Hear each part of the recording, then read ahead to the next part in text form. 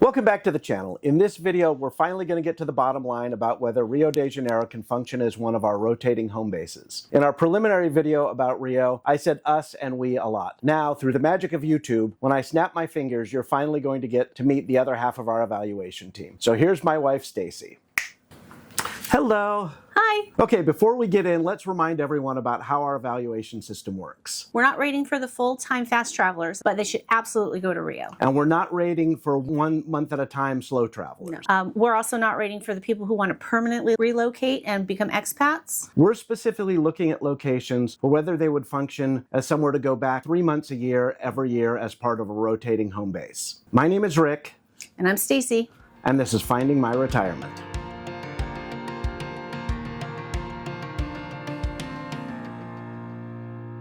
Okay, so we're here talking about Rio. Let's talk walkability first, because I think that one's pretty easy. We felt like we could walk pretty much anywhere in Rio. At least in the beach areas, it was all super flat. Well, and lit up too. And lit up, well lit. And they had lots of, at least on the main streets, lots of bars and restaurants and things, so there were always people around. Yeah, it was, you were never felt alone, and it was never like sketchy. And what about the quality of the sidewalks for walking? What'd you think about walking around there? Well, you know, it's cobblestone, and but I thought they were pretty well kept up. Like no dog feces, no trash. They were on it all the time, keeping everything clean. So I thought that was fine. Yeah, I mean, that to me was one of the big surprises, right? It was better than any place I've been in terms of cleaning up the sidewalks. I mean, it was crazy how many people they had doing it. My guess is it started in the lead up to the Olympics, and they've kept it up because I had heard about, you know, Rio being dirty, but boy, they had people everywhere. Yeah, it was not dirty. So I felt safe walking around even at night. It's interesting. I'm looking at some of the safety scores. Rio actually scores pretty low. It's a lot less safe than most of the places we've been according to statistics, and I think that just tells you about how big the city is. Yeah. I'm pretty sure that, you know, the difference between, you know, wandering through a favela late at night where you're probably just going to get yourself killed and wandering around Ipanema Beach are not the same thing. How did you feel walking around in terms of safety? Did you ever feel unsafe? No, and I mean, there were tons of people too, so you never felt isolated. So that helps also to feel safe because there were so many people. And I never felt like, oh, I was going to get pickpocketed or anything like that. Yeah, and I mean, we're not late night people, so we're not out at 2 or 3 in the morning. No. You like to, you know, make it to bed by about the time most people in Rio are having dinner. But we did go to the Roxy dinner show one night, and that was over in Copacabana, which was more than a mile from where we were staying. And the show didn't get out till like 11:30, and we were walking back along Copacabana Beach and Ipanema Beach around midnight. Even then, I felt pretty sahave. I did too. You know, there was the one street that Apple Maps walked us down. It was not one of the bigger streets. If we just walked over a block, I'd have felt better. Yeah. Because one of the streets was a little darker and not a lot of people on it. But generally speaking, in the areas we were in, I felt super safe. Yeah, I didn't feel, I never really worried about it too much. I mean, there were times, don't get me wrong, I did like turn my ring around to hide it, you know, my wedding ring, which I probably shouldn't have worn some places, but it wasn't very often that I felt like I should do that. Well, hardly at all in Rio. Maybe just once down that one dark street, I felt like I should turn my ring around so people didn't see it. And that kind of also leads into a discussion about cost of living, because one of the things that's interesting, we were in the Ipanema Beach area, and we spent most of our time in Ipanema, Copacabana, and Leblon, which are all kind of the main touristy central hub beach areas. And I think that is why we felt so safe walking around. But I also think the costs we experienced and the statistics I've looked up don't really seem the same. We're in Buenos Aires now, and it feels a lot more affordable than how Rio felt. And when I look at the statistics, it's actually just the opposite. And that surprised me a lot. So I think 2 things worked against us in Rio in terms of cost. One, we were in the prime tourist neighborhoods, which makes the accommodations, prime tourist neighborhood accommodations pricing, but also all the restaurants. I mean, everything just seemed expensive. Yeah, it did. It seemed pricey. Well, and everything was busy. I mean, they can charge those prices because people will pay those prices. So I think where we were And then the time of year. The prime season in Rio is from New Year's Eve until Carnival. And so we were there kind of right in the peak of the season, right in the peak of the tourist neighborhood. And it just didn't feel affordable to me. And yet when I look at the overall statistics, it's pretty clear that you could afford to live in Rio, or we could based on our budget. But I wonder, one, we'd go off season, which we'd want to do anyway. We can talk about weather in a minute. We don't want to be there in January, that's for sure. But I think if we went off season, we would find better prices. But I'm not sure we'd find prices that worked in those touristy areas. Yeah. And I'm not sure we'd want to be outside those touristy areas. Yeah. And so that's kind of one of the big points of tension I'm seeing is, yes, there are lots of places that are affordable in Rio. Yeah. And yes, there are neighborhoods that are safe in Rio, but I'm not sure there's any that are both affordable and safe. You got to decide, you want to go somewhere you can afford, or do you want to go somewhere you feel like you can walk around at night? Yeah, I agree with that. Even what was it called? The Santa Teresa neighborhood that was up above the Celiac steps, which was the older neighborhood. That was a neat little neighborhood. I'm guessing more affordable, but I'm not sure I'd feel safe walking around there, especially at night. Yeah, I was gonna say, I don't think I would want to. I don't know. It didn't seem we weren't there at night, but it didn't seem that it had as many lights, and I don't know. It didn't seem as homey, if that makes any sense. Rio as a whole, again, in those touristy areas, I like the vibe, I like the energy of it, but it was certainly, I'm gonna go with upbeat. What would you say? I would say almost chaotic. It was too much for me. I'm more of a quiet hunker down around 6 o'clock kind of person. So for me it was a bit much. It was a lot of music and a lot of noise and just so much happening that for me it was too much. I think part of that is the beach town vibe of it, right? You've got the bars along the beach, and it's that energy of a resort town, right, which I think is what makes it such a spectacular place to go on vacation. But if you're thinking about, gee, can I do this for 3 days or a week or even 2, it may feel one way, but when you think of a month or 2 or 3, and then I guess there's also the weather factor. It's interesting. We did a tour and our guide, who was very nice, talked about the fact that we were there in January, which is just the absolute peak of tourist season. And she said, I don't understand why people are coming here in January, because it was like 93 with 85% humidity. It was just miserable. And I realize we don't like heat and humidity, and someone in the family really doesn't like heat and humidity. But even for people who like heat, it was just oppressive. It's one thing if you're in the ocean, in the water the whole time, but so many people were just sunbathing, and most of the women walking around town even were just in bikini tops, and it's like, oh my gosh, it's so hot. I don't know how you do it. And you were wet the whole time, because you were just dripping sweat everywhere. The minute you walked outside, or not even outside, the minute you walked outside your apartment into the building common areas, because they aren't air conditioned in most of the buildings in Latin America. So, she said, why are people here in January? I know it's, again, the season from New Year's Eve to Carnival, but weather-wise, I think Rio is one of those interesting places where even if you like sunshine and warm temperatures, you can go in their shoulder seasons and you're still going to get temperatures in the high 70s and low 80s, nice and warm and bright and sunny. I think even in the dead of their winter, which would be like July, August, you're still going to be in the high 70s most days. So I think if you're looking for sunshine and you don't want that really oppressive heat, you can get that in Rio, unless you're dying to be there for Carnival. And well, that's one thing, and I'm sure you'd love the energy of Carnival. You thought it was chaotic when we were there. Imagine Carnival. I'm sure I would be in bed before Carnival even started. I'm not a late night person. So for me, from a cost, from a weather standpoint, I would stay away from that peak season and find another time to go. Again, look at the weather charts, look at what else is going on. But my guess is if you avoid New Year's Eve to the end of Carnival, or maybe a week or 2 after that as things settle down, you're probably going to find things to be more affordable, a little laid back, more comfortable weather, a little less crowded. So again, if your goal is Carnival specifically, then obviously you need to be there when Carnival is happening.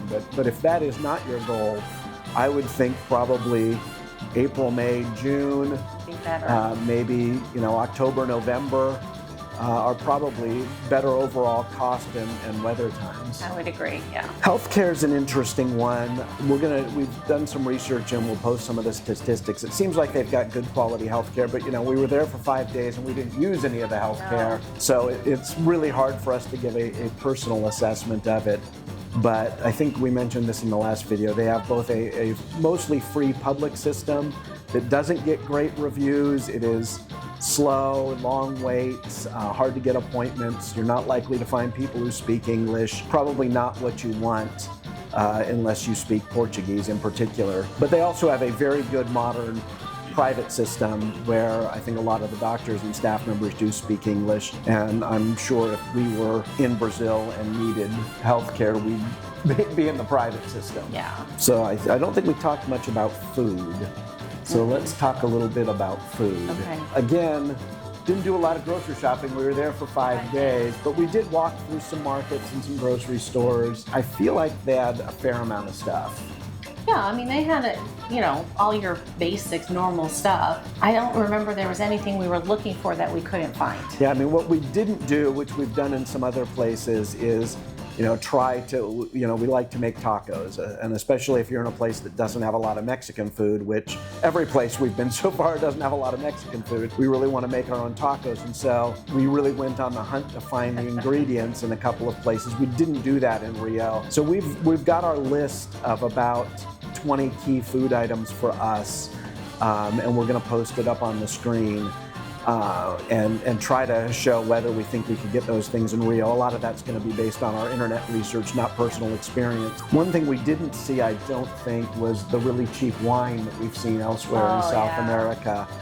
They do have wine. They do. Oh, yeah. We bought some. But when we got down to Uruguay and Argentina, we're finding really inexpensive wine, and I didn't see that. No, I didn't see that either in Rio. Again, we didn't look a lot of places. We were in the very touristy area, so that could have something to do with it. The other thing we've been asked a question, and we're going to have to put something up on the screen, or I'll come back with an update for this video, is someone asked about gluten-free options, and in particular if you've got celiac, which is not only you need to stay away from gluten, but you need to stay away from the cross-contamination. So it's a few weeks later, and I'm now somewhere out in the middle of the Atlantic Ocean on my way to the Falkland Islands, but we have done some research into Rio and celiac, and it seems like Rio is a pretty friendly city if you have celiac. They have very strict labeling requirements about gluten. A lot of the cuisine is naturally gluten-free.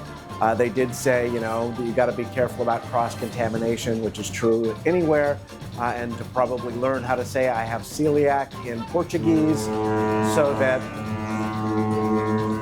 you might have heard that foghorn in the background. We are on a cruise ship in a deep fog bank, so the foghorn's going off about once a minute. But it sounds like it's pretty easy to get along with celiac, and the cuisine is generally pretty friendly because a lot of it is naturally gluten-free. So I think we've talked about a lot of the things. Going back to transportation for a minute in Rio, we walked almost everywhere. Oh, yeah. But we were able to take Uber. We did that to and from the airport, and we did it one day to get over to Sugarloaf Mountain to take the cable cars up and then back to Copacabana Beach. And it was easy.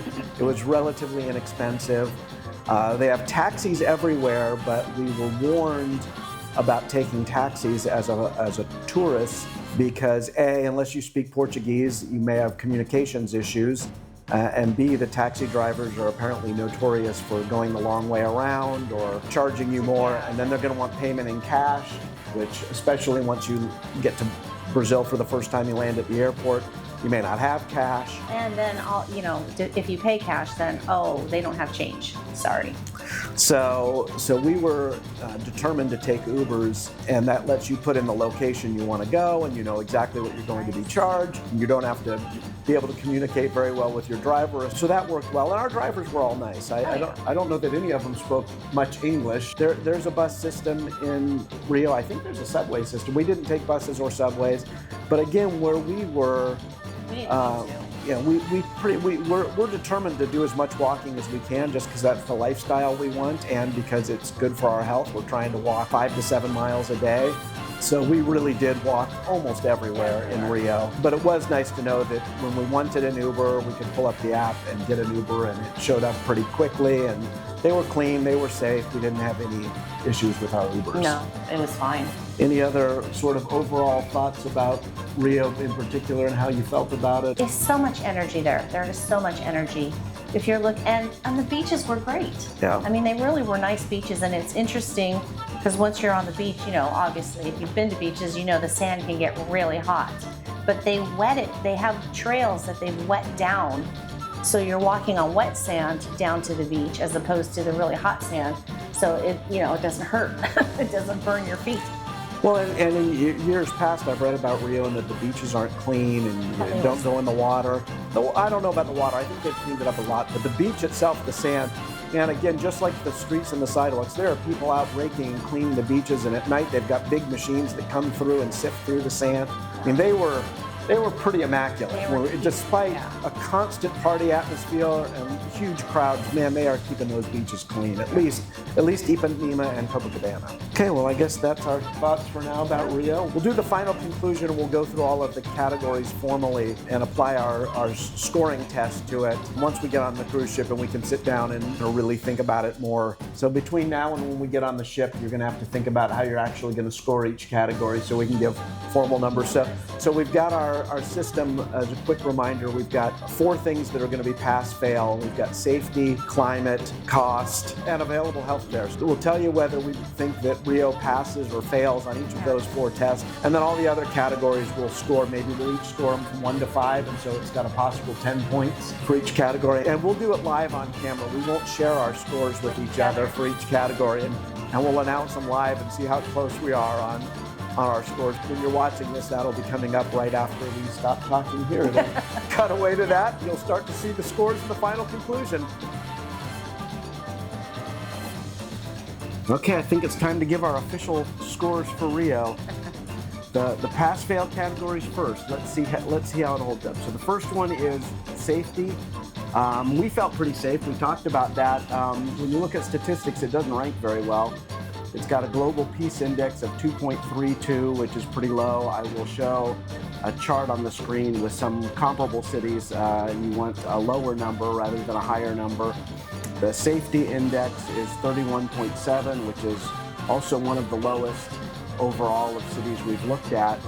But again, I think this gets back to the thing we talked about, which is, big cities are big cities and they have lots of different areas. So I guess we'll do thumbs up, thumbs down for how you feel about safety. But I think despite the statistics, for me, I'm going thumbs up for safety. I felt perfectly safe. I think it passes. Again, I think we would need to be careful and stay out of some of the rougher areas, and there's probably more rougher areas in Rio than a lot of places we're looking at, but I think thumbs up on safety. Healthcare, it gets an overall score statistically of 7.2, which again is not great, but it seems like there's plenty of modern facilities, and if you stay within the private system, I'm going thumbs up on healthcare. Cost, and this one it really surprises me. I mean, we talked earlier in the video about what we thought of the cost. It seemed pretty darn expensive to us. But again, we were there in the peak season and we were in the peak tourist neighborhood. But the cost index when compared to New York City is ranked as 100, and then they rank all other cities off of that. It scores a 45, which means it's less than half the cost of living in New York. And in Numbeo, they show an overall cost for one person of about $1,500 per month, which, boy, doesn't seem to match what we saw. No. So I guess on cost, I need to keep in mind that we wouldn't be there in the future. If we went back, we wouldn't be there during prime season. We'd be there in the off season because that's going to give us the best weather. And so I guess for cost, I'm a tentative thumbs up. Yeah, I mean, or sideways maybe. I would say thumbs up. I'm a little torn on this one. But let's talk about climate, because that may change the story, at least for one of the two of us. Again, the time of year we were there during the summer, I think it's a pretty clear thumbs down, probably for both of us. It's rough. In their winter time, I think you're going to get much better weather. For us, it's still nice and sunny and good beach weather, but you're going to be in the 70s rather than the 80s and 90s. Yeah. So I think you're probably a thumbs down, but I'm a thumbs up on climate, but you're overall a thumbs down. So I think for that reason, Rio is not going to pass the 4-part basic test. But let's go on and talk about the subjective categories and just see how it does on the other subjects. So walkability in public transportation, again, statistically on a scale of 10, it scores a 7 for walkability and a 7 for public transit. I think the area we were in was probably a lot better than that. Yeah, I would say so. For walkability in particular, for me, it was the combination of it being flat and everything being nearby, and also the fact that the sidewalks were so nice and clean. Yes. So we're going to do this on a scale of 1 to 5, so it'll be a total up to 10 points. So you ready with your score for walkability in public transit? I can only go to 5, right? You can only go to 5. Yes. Okay. 3, 2, 1, 5. I'm going to say 4. Okay, so it's going to get a 9. Food culture. This one's a little tricky for us because, again, we weren't there very long. Yeah. But I feel like there was a pretty good variety of foods. It's a very international, cosmopolitan city. I think in the end we could probably find whatever we want. I think so. So you want to give it a score for food? Yeah. Okay, 1, 2, 3, 4. Oh, I did 5. Okay, so we're 9 on food also. Housing, that's another one that starts to get tricky, right? Because I think there's plenty of housing available. The trick is finding stuff within our price range and within the neighborhood we want to be in. Yes. I just don't know about that. I do think there's plenty available. I think there's a good, robust Airbnb culture. I think if you want longer term stuff, there's, it's a dense city, so there's going to be plenty of housing options. But housing at the price we want, where we want, is a little different. So housing availability, are you ready? I'm ready. I'm going to say 3. Oh, me too. Look at that, 3 and 3. Visas, statistically it scores an 8 for visa friendliness, which is on a scale of 1 to 10, so that's pretty high. We talked about for Americans, you do need to get a visa even for a tourist thing, so I guess that marks it down, but it took all of 5 or 10 minutes to do. So easy. And then it's good for 10 years, and you get 90 days. So overall, I think for what we're looking for, it probably works pretty good. So you ready to score it? Okay, I'm going to say 4. I'm saying 5 because it was so easy. Yeah, I'm saying 4 just because you do have to do that online visa, but I wouldn't quibble too much with a 5. And then overall vibe, these are the things we talked about, just the sense of the city and whether you like the city or not. I think you're going to come in lower than I am on that one, but you got a number in mind yet, or are you still pondering where you are? Come down on vibe. I think, yeah, I have a number. Okay, 1, 2, 3, 4. Oh, I'm doing, no, 3.5. 3.5. we allow halves in this system? We do now. Okay, we apparently now allow halves in this system, so 3.5. So we'll show a chart on the screen now. Magically in the background, it'll show the total score that it gets. So the maximum it can get is 50 points, 10 points on each of the 5 categories. Can I do the math in my head? So it was 9 plus 9 plus 6. That's 24 plus 9 is 33. And then like 6, I don't know. It's about 40 out of 50, but it'll be on the screen.